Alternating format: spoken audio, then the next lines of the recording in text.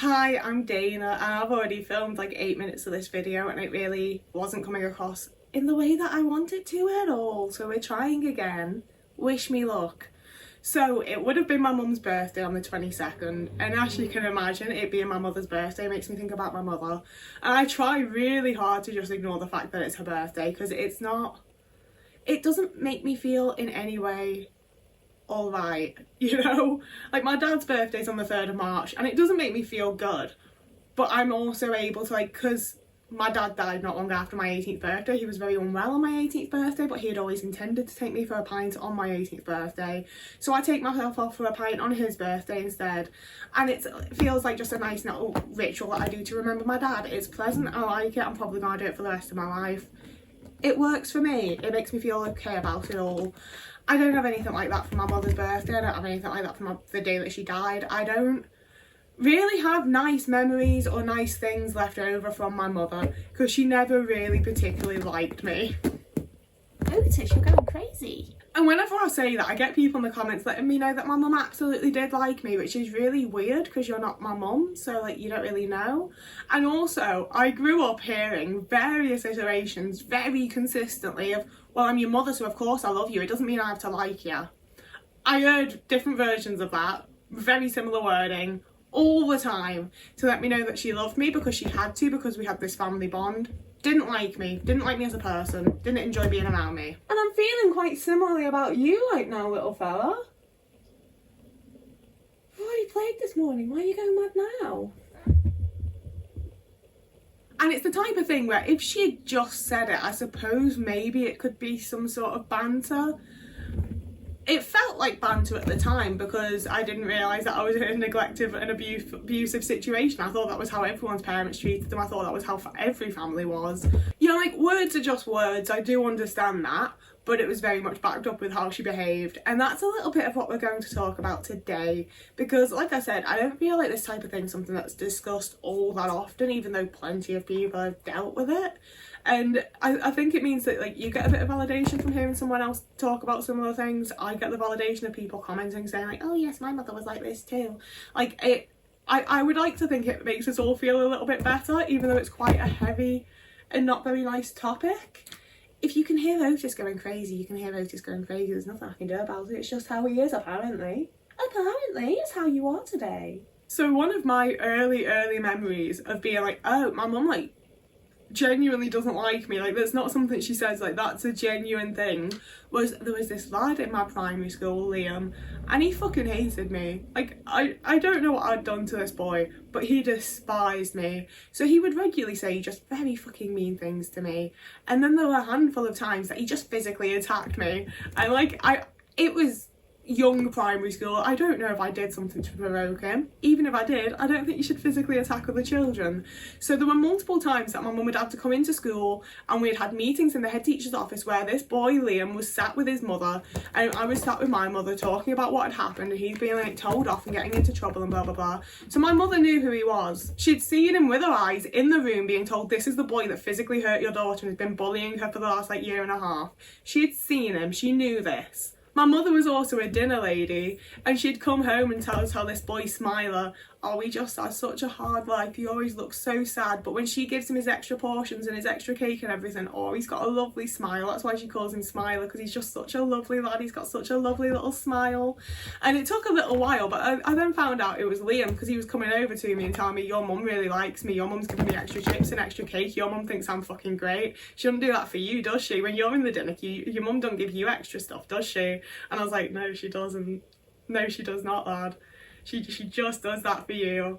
The boy that she knows bullies me horribly. Like, one of the things that we'd been called in for was that she'd put me into basketball lessons because she was always like, you need to exercise more, you need to get that weight off, even though I was like 7 years old. So she'd put me into these basketball lessons that I then refused to continue going to because there was a good like 20 minutes at the start of the lesson when the teacher would be like explaining what we're about to do and getting people into teams and getting the bibs out and like setting up, where he would just repeatedly bounce the ball off my head. That was what he would do for that entire time, and it fucking hurt. So I refused to go to it, and we'd had a whole meeting with him and his mum and me and my mum, and like she knew all these things. Like, she was fully aware that this boy was like causing me physical pain, being like emotionally horrible to me, like just like you know, it's not the end of the world. It was kids bullying kids, but it was still like pretty fucking harsh bullying for childhood, you know? And my mum not only saw that, she was like, I'm gonna give this kid treats. I'm gonna treat this kid so nice. I've also talked about it before, but one of the things that I heard about throughout my childhood and my teen years, like all the way up until I was an adult, was before I was born, there was somewhere around 6 months to a year where my mum had to look after my older cousin. She's closer to my brother's age. She's very pretty, she's blonde, she's got blue eyes, she's very skinny, she's very pretty. She's exactly the daughter that my mother always wanted, apparently, if she was going to have to be stuck with a daughter. And I just heard for years and years and years how my cousin fitted so well into the family. She was really one of us, wasn't she? She was just so great, she was so lovely, she was so funny, she just never got into trouble, she was always kind, she always shared. She was just the perfect little girl. She was just always so lovely. She was always perfect. And these conversations would often happen right after I'd gotten into trouble for something. We'd have the whole, like, my parents shouting at me, my parents telling me off, giving me my punishment, telling me I'm grounded. And then when we sat down for dinner, that would be the time that we'd reminisce about when my cousin had lived with them before I was born. And it was just the best time ever. It was just absolutely brilliant. We love her so much, don't we? She's just the fucking best. And it's the kind of thing that I think would have caused like quite a lot of resentment towards my cousin for me if they hadn't been right, you know? Like I didn't have that much to do with her because we lived in different places and like my family just isn't close.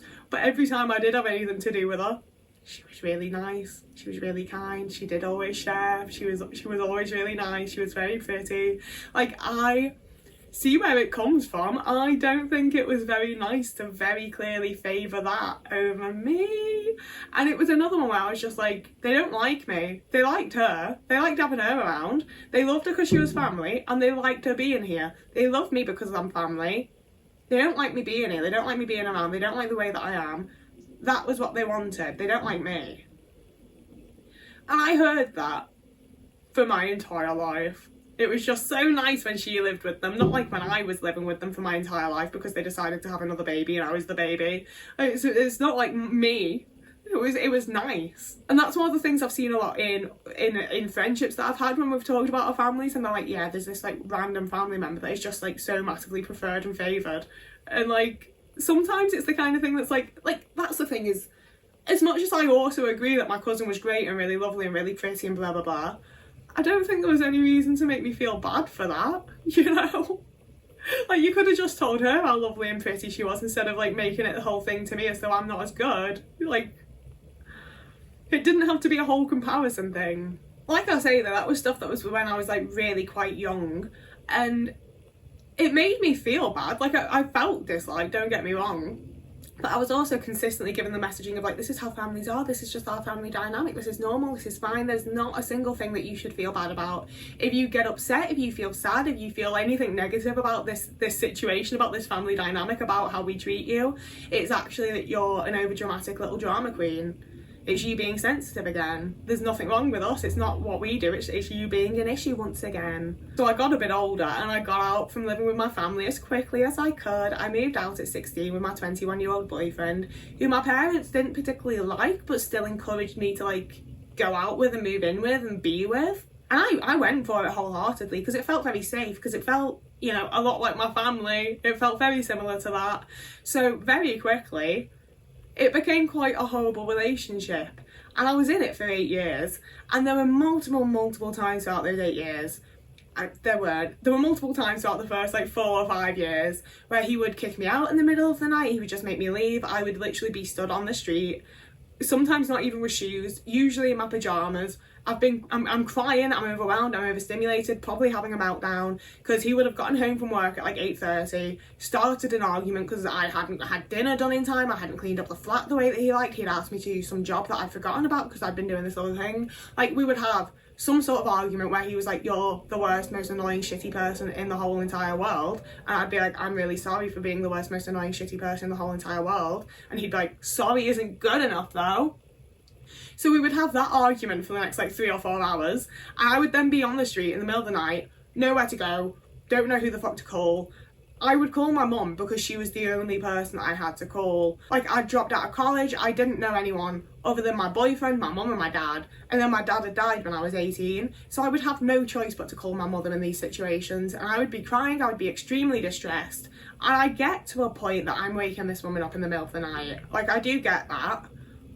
She's not this woman though, is she? She's my mother. So I'm calling my mum in tears, completely distressed, be like, Mum, I need, like, can you come and pick me up? Can I come and stay with you? He's kicked me out. He's not letting me back in. I don't have my keys. I'm not, possibly not wearing shoes, probably not wearing a coat. It can be winter. Like, I'm in this situation. Please, can you help me? And she'd be like, do I have to?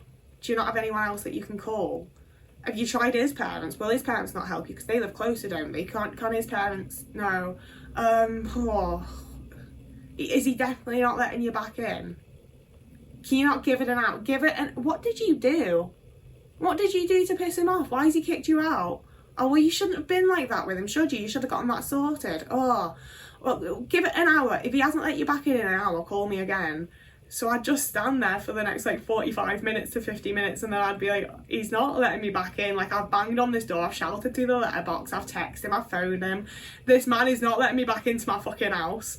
So I'd call my mum, who would have gone back to sleep, and she'd do the whole like, oh, I'm so annoyed at being woken up again. And I'd be like, yeah, I don't have anywhere to go. Can you please come and get me? I don't have any money. I don't have fucking anything. I need some help. Please come and get me. And she would, with...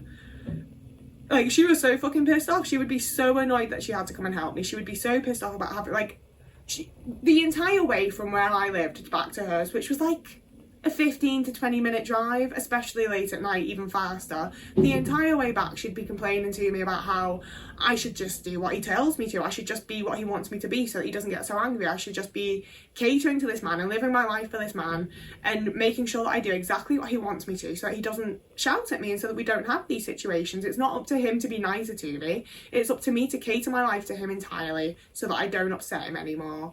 And I'd be like, yeah, of course it is, because that's what you did for Dad, and that's how that worked for like 40 years, and you're obviously a really happy person in this relationship, so that's what I should do for my relationship. I should just do exactly what he says and make sure that I never upset him again, and just try my best to cater my entire life to him and do exactly what he wants and never forget anything, never have any of my own wants or needs, just cater entirely to him. Got it. And then we'd get back to hers and she'd make a whole thing of like how very difficult it was for her to have to go upstairs to the airing cupboard to get a duvet and a pillow to put on the couch for me to be able to sleep over. So much fucking effort, really having to go out of her way. Can't believe she would have to do that for me. Way too much, you know? Way too much for me to ask. What an entitled little bitch. Jesus. We'd get up the next day, I would call my boyfriend, he'd probably cry and tell me how he's really sorry, he doesn't know why he's like that, he wishes that he wasn't like that, he doesn't mean to shout at me, it's just that I'm so awful and annoying that he can't help himself. And I'd tell him how it's all okay, I know that I'm so awful and useless and annoying that he just can't help being horrible to me, and it's that I need to do better, and I'm really sorry, and actually it's not his fault whatsoever. And my mum would listen to that and be like, oh thank God. She'd give me a little pep talk of like, that's how relationships work, you just need to pull yourself together, deal with it, get over yourself, do what he tells you to. And then she'd lend me some clothes and some money so that I could get the train or bus home. And it's one of those things where, to this day, to tell you now that I do think that she should have done more for me in those situations, I do feel entitled. I'm like, why should she? There's a massive part of me that's like, why should she have done more? And there's also the massive, like, healthy of trying to heal part of me that's like, because she's your mother. She should have been protecting you from being groomed into this relationship as a 16-year-old. She should have been protecting you from being abused while you were within it. She should have been giving you ways out. And there is a massive part of me, don't get me wrong, that understands that it's the dynamic her relationship had, and it's what she was taught was okay as well. And that's why people always love bringing up the whole, it's her first time living too. Yeah, I know, and she'd been doing it for a hell of a lot longer than I had. She'd had a hell of a lot more opportunity to learn shit than I had, and she made my first time living actively more fucking difficult and traumatising than it needed to be. And the final thing that we're going to bring up for this video is one of the things that really...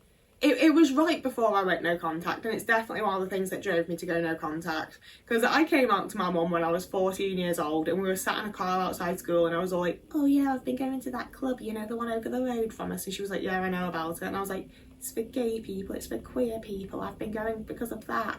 And she was like, so you're gay then? And I was like, well, bisexual, but yes. And she was like, okay, go to school, did not give a shit, did not care. I mentioned it many a point after that and no one gave a shit. Like many of the first times that I came out, I was absolutely shitting myself and everyone was just sort of like, yeah, alright. You know, it was as though I'd announced to the table, I like mustard more than I like ketchup. And they were all just like, fair, whatever. Which in some ways is really nice. Like, it's obviously a lot nicer than having people like attack you or disown you or whatever else. Like, there's definitely 1,001 worse ways that coming out to your family can go. It could have been a hell of a lot nicer. You know, like, I was part of the family dynamic when we were sat around the dining table and my oldest brother came out as gay. And admittedly, my dad just sat there and cried at that. But my mum did the whole, like, oh, it doesn't change how we see you. We'll always love you anyway. I didn't get that. No one told me that they still love me regardless. And then when I was, like, 24, I'd gotten a girlfriend. I took my girlfriend, I introduced them to my family, and I was all like, this is my girlfriend, this is what's going on. And despite me having many a time talked about being queer, talked about gay rights, tried to educate them when they started talking about trans people and things like that, like, I thought I'd been pretty upfront in my queerness kind of thing. They were all like, why have you got a girlfriend? What's going on with that? What the hell? What the hell? And not only were they all like really fucking shocked and surprised, even though I'd come out many a time and it'd been like a general topic of conversation, my mother outright refused to call her my girlfriend. She was my good friend. She was Dana's best friend. She was Dana's new friend that she's talking to. Not once did she refer to her as my girlfriend. She was always just my good friend, my close friend, my new friend. And every time she did this, I would reiterate to people, she's my girlfriend, we're in a relationship, I'm in love with her. Like, stop. And obviously, it's the type of thing that a lot of people experience within homophobic households, within homophobic families, where they're accepting you as much as they can, but they're not really accepting you. But I would be much more lenient in regards to that if my brother's boyfriends hadn't always been his boyfriends. You know, there was no... I don't want to say there was no hint of homophobia when my brother came out, because my uncle asked, like, can you not get a pill for that? Like, my brother definitely experienced his fair share of homophobia. I mean, it's not a fair fucking share, but, you know, like, he also experienced homophobia from my family that was not the nicest and was surely difficult for him to experience. But his relationships were always accepted as romantic relationships, where this person is his boyfriend, it's his partner. They're the words that you use when talking about them, because that's the way it is. And yet, all of a sudden, when I was with a woman, it's Dana's good friend, Dana's best friend, Dana's close friend. And I know I said that'd be the last one, but the thing I want to tack on at the end here is that I have brought up some of, like, the big things, you know, like, they're the big moments where I was like, oh, fuck, my mum, like, genuinely does not like me as a person, as a human being. Like, if we weren't family, she would actively just dislike me and not want to be around me whatsoever, and, you know? But there were also just 1,000,001 of the really little things that I just wrote off over the years because I fucking had to, because she was my mother and what else are you going to do? The times that I got dressed up for, like, birthdays and Christmases and anniversaries, and she'd go, oh, you actually look quite nice, don't you? Like, so rarely did I ever get direct compliments from my mother. It was always like, oh, you what was it? You wash up all right. Is that the phrase? That was, you know, the one that I'm looking for. That one, you polish up all right, something along those lines. I got that quite a lot. I got a lot of the, like, oh, you actually look nice tonight. Oh, you actually look really good today. It was never like a compliment, you know? It was like, wow, you look so shit the rest of the time, but, like, you've made an effort today, haven't you? That's nice. That was one as well. Like, the amount of times I showed up for, like, Easters and Christmases where my mum was doing, like, a family meal, and she'd look at me and go, oh, well, you've made an effort. Like... And, like, it was always with, like, the tone and the facial expression. I was just like, oh, for fuck's sake. Like, she hates my outfit, she hates my makeup, she hates the way that I look, she hates my body, she hates the size of me. She fucking, like, did not like anything about me, you know? And there were so many of the tiny moments that made it so blatantly obvious. But there were little moments. If I, like, a lot of little things I would bring up in the moment as well, and she'd act as though I was being ridiculous and silly and reading far too deeply into it. So even though there were those little things happening all the time, like daily microaggressions, it was the big moments where I was like, oh no, like, all of the little excuses that she uses to brush off the smaller things, like, they are just excuses. Like, she genuinely actually doesn't like me. Like, the big moments made me really realise it and really internalise, like, my mother does not like me. But it was happening all the time. It was obvious all the time. You know, things like when I had achievements, I would want to celebrate them, and she'd be like, why would we celebrate, you know? Why would that happen? But we'd do those things for my brothers. Even when it came to, like, birthdays and Christmases, when we'd buy her presents, I really enjoy buying people presents. Like, it's not even, like, particularly, I don't think, a people pleaser type of thing. Like, I'm making a present for a friend right now, and I'm quite excited about it, because I think I'm good at presents. I really try to think about what people like and how people behave and the things that people need and people want and people wear. Like, I really think about it to try and find a really good present. So obviously I would do that for my entire family, and my mother especially. And after birthdays and Christmases, she loved to brag to her friends about what she'd gotten. And I'd be sat there with a cuppa listening to her talk about what she'd gotten, and she just wouldn't mention the things that I'd gotten her. She would put heavy emphasis on whatever my middle brother had gotten her, and then she'd briefly mention whatever my oldest brother had gotten her, and then she'd put some more emphasis on what my dad or my uncle had gotten her. And the stuff that I'd put genuine thought into, and that she'd opened and be like, oh, that's really nice, thank you, just wouldn't get fucking mentioned. And, like, we all tried to get her quite useful presents because she liked things to, like, have a use. And if someone complimented, like, something she was using, she'd be like, oh yeah, such and such got it for me. Never did it when it was something I'd gotten for her. Like, the amount of time she'd be using something I'd bought for her, and one of her friends would be like, oh, that's nice. And she'd be like, oh yeah, it's lovely, isn't it? No mention that I was the one to get it for her, like there was for everybody else. And it was just such a fucking weird dynamic to grow up with, where it feels like constantly trying to make somebody love you who should love you unconditionally, and you're seeing everybody else get loved unconditionally. And I just felt like there was something deeply wrong with me that, like, my mother could see that caused her to not like me, and it was really quite traumatizing and distressing, and it's definitely had a massive impact on who I am as a person in a way I don't necessarily want, and it's probably part of the shit that I'm now trying to, like, heal and recover from. So it's actually not all that fun. I try to keep videos upbeat because I'm not a miserable person, you know? Like, I'm aware that a lot of the things that have happened to me are quite miserable, but they haven't made me miserable, so I'm not going to be miserable. And I think that there's probably also quite a lot of people like me out there that, like, I'm not going to watch a miserable video. Even back in the day when I was, like, trying to really, like, I'm still figuring a lot of stuff out, don't get me wrong, but when I was, like, really trying to figure stuff out and be like, what is wrong with my family? Do I need to, like, stop talking to them? Like, what can I do to fix this? What's going on with this? Are they actually abusive and neglectful? Even when I was dealing with all of that, I wasn't going to watch someone's miserable video. Like, I just don't relate to that reaction to things happening. Like, it's perfectly valid. I'm glad those people are making that content for the people that do need it. It's not the kind of content that works for me, but I also am very aware that I think a lot of that type of content would have benefited me to hear. So I would hope that I'm able to put information away, like, and my experience is more so than anything. I'm able to talk about the shit that I've been through and the things that I've realised and all of that, and hopefully people can put it together in their own life and within their own context and be able to, like, use it for something. You know, we're all different, we're all complex people, complex pasts and futures and family dynamics and all of that. No one's gonna be exactly the same, but I would hope that you can use it for something and I'm not just trauma dumping on the internet.